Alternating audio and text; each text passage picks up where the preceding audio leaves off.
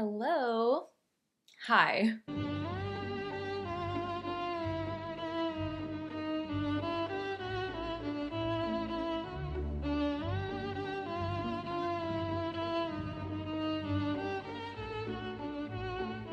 Welcome back to my channel, or welcome if you've never been here before. So today I decided to do another book video. I haven't done a book video in so long, and I've been reading a lot of interesting books. So today I figured that we would talk about the books that I am currently reading. I like to start a lot of books. I can't read this many books at a time. I'm just starting them and I'm just seeing which one lands. Like if I don't finish all these books at the same time, that's okay. I can always go back and finish the book later. So I like to start a lot of books and just kind of see what sticks. But if you're interested in watching more content like this from me, because I love books, I love reading, I like to read a lot of different type of things, and I have a lot of suggestions or ideas for book videos. So if you're interested, please let me know, because I would love to make more videos like this. Okay, the first book that I'm going to be talking about is Tinfoil Butterfly by Rachel Eve Moulton. I heard about this book from Allison Pages. I heard that it is creepy, and I kind of wanted to read this for like Halloween time. Halloween's over now. It doesn't have to be for Halloween time, but my intention was for Halloween time to read this, but spooky season's all year round, baby. So nevertheless, I'm picking it up now, but I'll read you the blurb because I am only about like 6 pages in. Like I literally just picked it up. So, Emma is hitchhiking to the Badlands, trying to outrun a violent, tragic past when a vicious scuffle with a driver leaves her bloody and stranded. She finds herself in an abandoned town in the Black Hills with an out-of-gas van, a loaded gun, and a snowstorm on the way. The town is eerily quiet, and Emma takes shelter in a deserted diner. There, she encounters Earl, a strange little boy in a tinfoil mask who begs her for help. As she is pulled into Earl's bizarre, menacing world, the horrors of Emma's past creep closer, and she realizes she can't run forever. The thing that intrigued me the most about this book was the little kid in a creepy tinfoil mask. I don't know if it is cult vibes or if I don't know where this would go, but a creepy kid sounds interesting to me. So that's one of the few like kind of horror books that I am picking up. The next book that I am currently reading, I'm only about 30 pages in, is The Great Believers by Rebecca Mackay. This, I'm not going to read you the blurb because it's really long and it's kind of confusing, but it's basically 2 different timelines.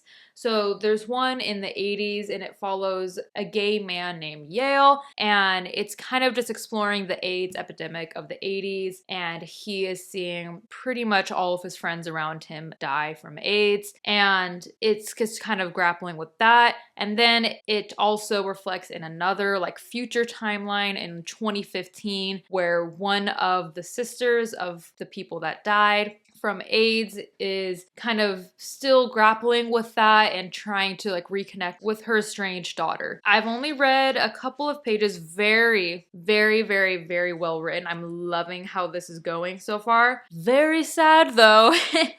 I mean, I didn't expect it to like not be sad. You know, I knew it was gonna be sad, but so far the way it's written, I really like. It took a little getting used to, but I'm only 30 pages in and I already got used to it. So I can already tell this is gonna be a favorite, which is probably why I'm taking my time with it, because I feel like I wouldn't want this to end. So I'm excited to read more of that. Next, I picked up The Grapes of Wrath by John Steinbeck. I am obsessed with John Steinbeck so much. East of Eden was one of my favorite books of all time. Got my husband into reading East of Eden. He's currently reading that right now. And pretty much any Steinbeck that I pick up, it's like a 10 out of 10. So I figured, you know, I'm ready for another long, thick journey with this man. The Grapes of Wrath seems like that will fit the bill. I'll explain a little bit what this is about if you're unfamiliar, but it kind of follows the Dust Bowl migration of the 1930s in America, basically talking about the journey from this family moving from Oklahoma to California. Dust Bowl happens, wipes out all the crops.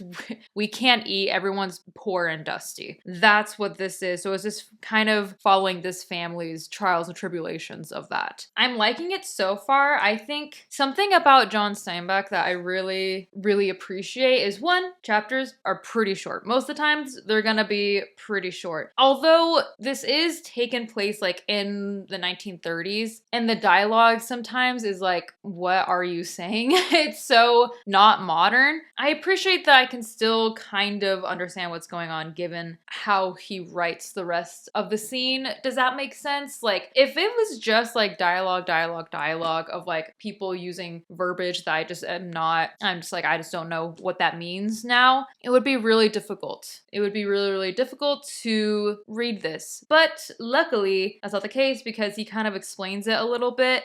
Context is important and you can understand what's going on the more it's talked about. All right, another book that I picked up that I just kind of started reading, I only read like maybe like a page or two of it, is Horror Movie by Paul Tremblay. Now, I've never read anything by Paul Tremblay. I've heard that he's kind of graphic. His books are pretty gruesome. So I'm excited for that.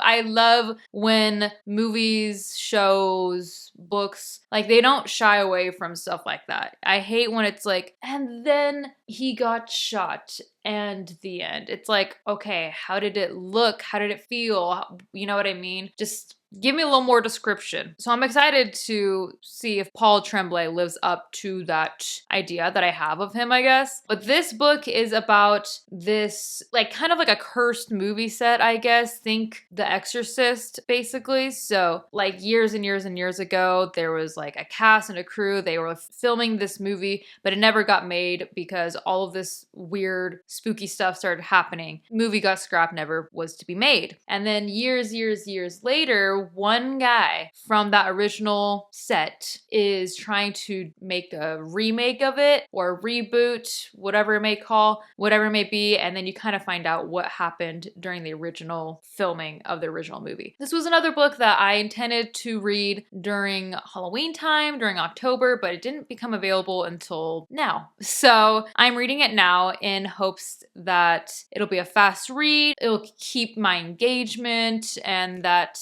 it'll be exciting. Another book that I picked up is called The Shards by Bret Easton Ellis. This is the same author that wrote American Psycho, and this is one of his newest books. This came out in 2023. I, honest to God, don't really know what this is about, but I heard Frankie is Reading talking about it and talking so positively about it that I was like, all right, you've captured my attention now. But I'm just gonna read a little bit of this blurb because it's really freaking long. But I think it's about this guy that moves to a prep school. He's like 17. He just moves to a new prep school. He meets someone and he's kind of weird, but they become friends. And then all these weird, crazy shit starts happening around the town, like these murders or whatever. And, you know, the guy's like, I think it's my new friend, but like, we don't actually know. There's a serial killer on the loose and they're trying to figure out who it is. But this book is a thickie, so I feel like there's gonna be a lot more to that.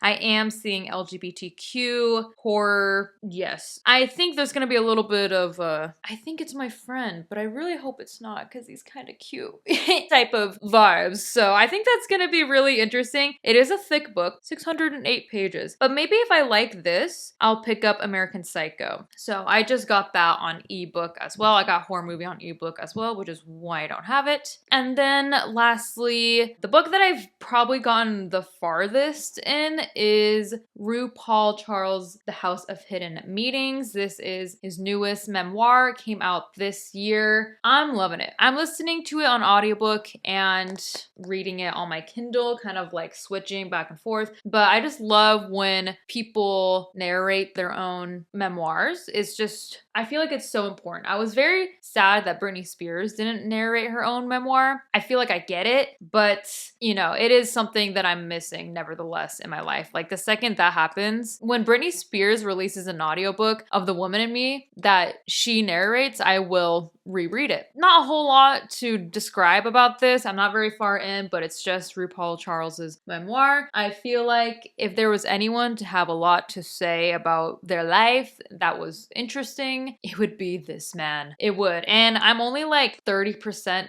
through, and yeah, his life is pretty interesting at this point. And it's not even like super crazy shit has been going on. It's just the way he describes it, the way he remembers these situations, and what he not chooses to remember, but what he does remember is really interesting. And he points it out too. I know we went through this, this, and that, but I only remember having this time with my dad or doing this with my mom. And I remember making my mom laugh. And, you know, that's what I remember from this traumatic experience. So it's just really interesting to see what people remember in traumatic times in their lives. And I'm just really curious to see like how he got to be where he is now, where he grew. Yeah, that's everything that I'm reading right now. I know it's a lot. I doubt I will even read all of these, and even like anytime soon. Like I said, if you're interested in more book videos, please let me know because I would love to make more of these. Just wanted to give you guys a quick little update. I want to give a shout out to all of my patrons, but especially Mark Sylvester, James Cox, and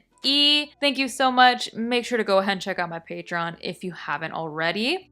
Okay, link for my Patreon will be in the description below. Link for my storygraph will also be below if you want to see in real time what I'm reading. I don't log all of the books that I'm reading right then and there because it kind of intimidates me, because then I feel like, oh my god, I have to finish it. So I kind of wait until I get 20% through and then I log into storygraph. I don't know why. Once I'm 20% through, then I'm like, okay, now I started reading the book, and I'll log onto storygraph. But if you want to see what I'm reading in there, storygraph will be linked in the description. But thank you guys for coming along with me on this journey. Make sure to like, comment, subscribe, do all of that jazz. And as always, thanks for watching.